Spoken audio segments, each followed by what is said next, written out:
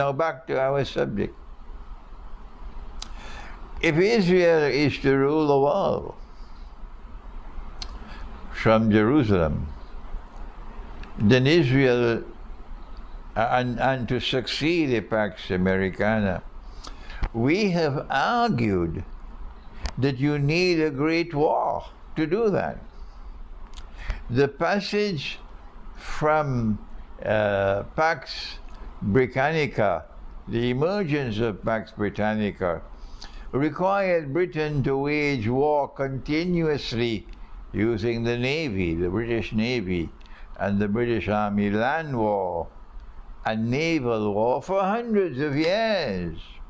Hundreds of years. But when the time came for the passage from stage 1 to stage 2, there were two big wars. There was the First Great World War, First World War, and the Second World War. And because you and I want to connect the dots of history, we have to study political history. We have to study military history to be able to understand the Quran and to understand the prophecies of Prophet Muhammad, Allah's blessings be upon him.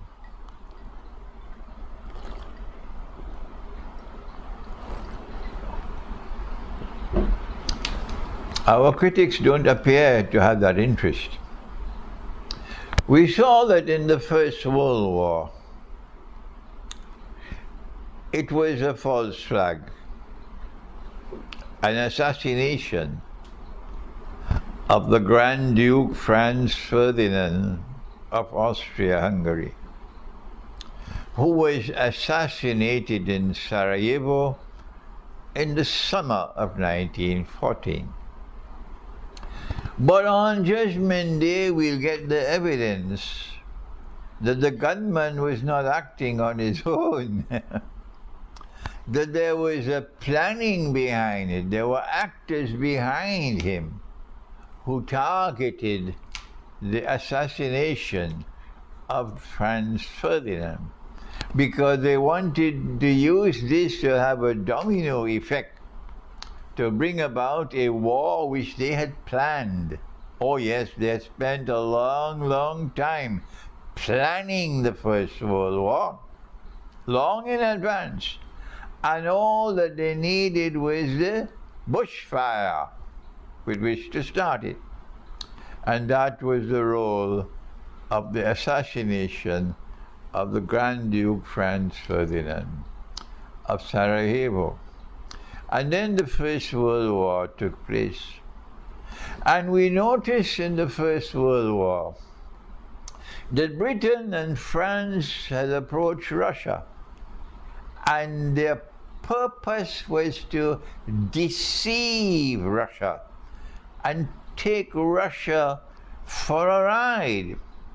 I chatted today for a long time on the phone with my dear friend Ken O'Keefe, and Ken might be listening to this lecture as well. And I explained to Ken, and he laughed. He laughed. I said, the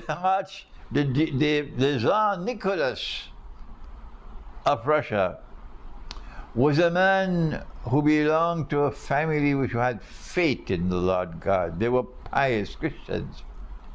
But while he had faith in his heart, he didn't seem to have more than peanuts in his head.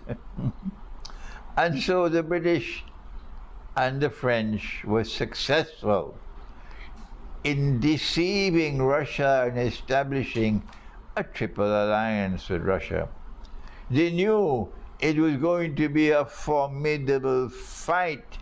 They knew that millions were going to die fighting Germany and fighting the Ottoman Empire, but because these were two massive military machines.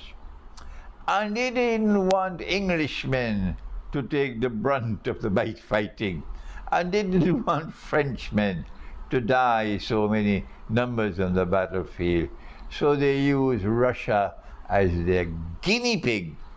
And so long as the law The war was prolonged, and Russia was suffering so many men being killed, and the Russian economy is in straits, difficulties.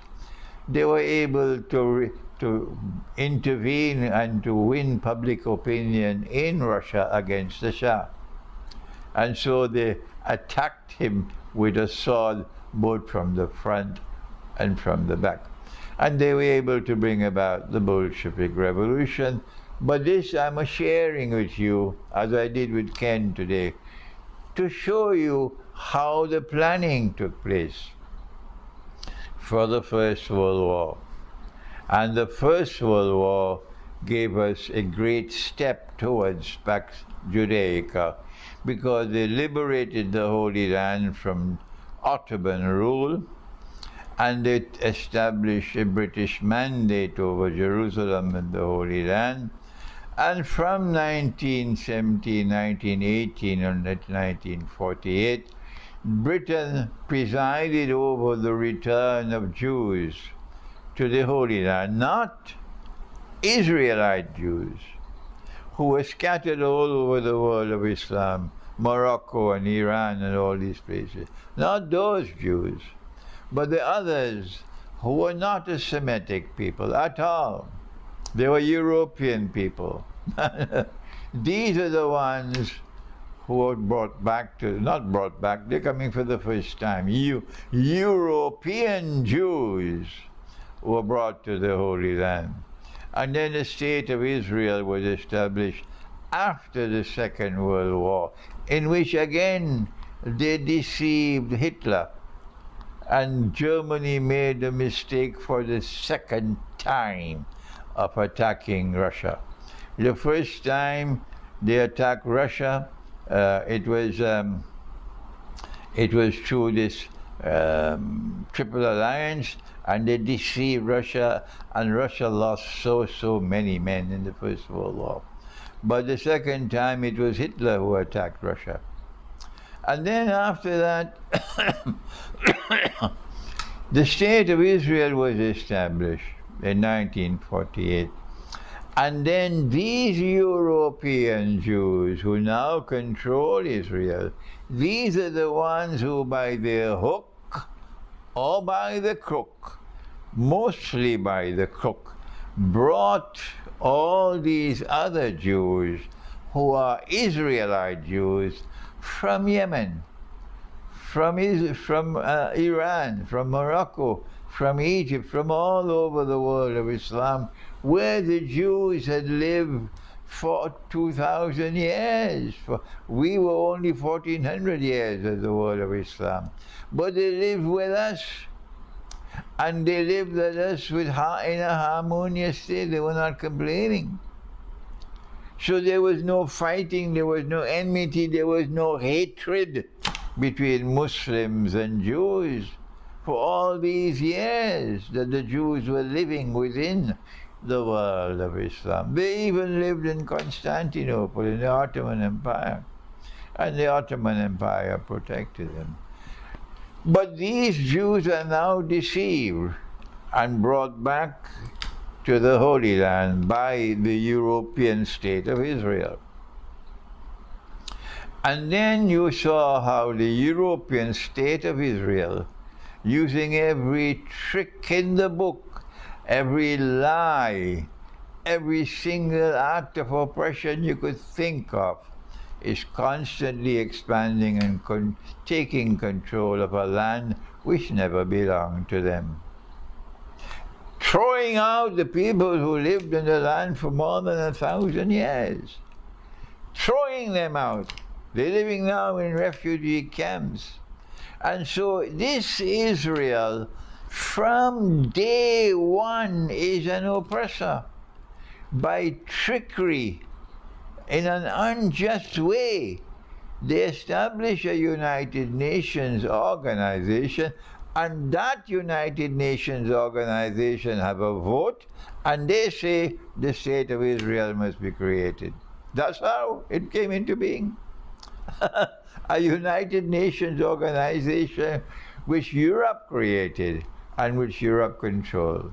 And that United Nations organization created the state of Israel, taking away the land which belongs to the Christian and Muslim Palestinians, robbing them of their land in daylight robbery to create a new state in that land.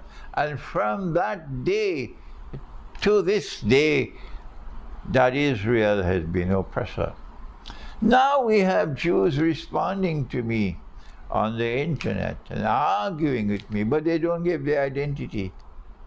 They hide behind a pseudonym, cowards, and trying to argue with our view of Islamic eschatology. Let them come. We're happy to combat with them, to do intellectual combat with them on the internet. But I'm not going to share a platform with a Jew who supports the state of Israel. You can't have a friendly dialogue with me. Forget it. And so now, what has been happening is that in order for this Israel to replace the United States of America as the next ruling state in the world, so that the Antichrist would have his third stage of his mission, a day like a week. This Israel is prepared to trigger the Great War. Why? Number one, to substantially reduce the population of the world. And I am not the only voice speaking about this. No, there are so many others already saying the same thing, and they're not saying it from the perspective of Islamic eschatology at all. That there is a plan afoot to substantially reduce the population of the world. They might say, well, there are too many cockroaches in the world. We have to get rid of all of these cockroaches. We are the chosen people of the Lord God.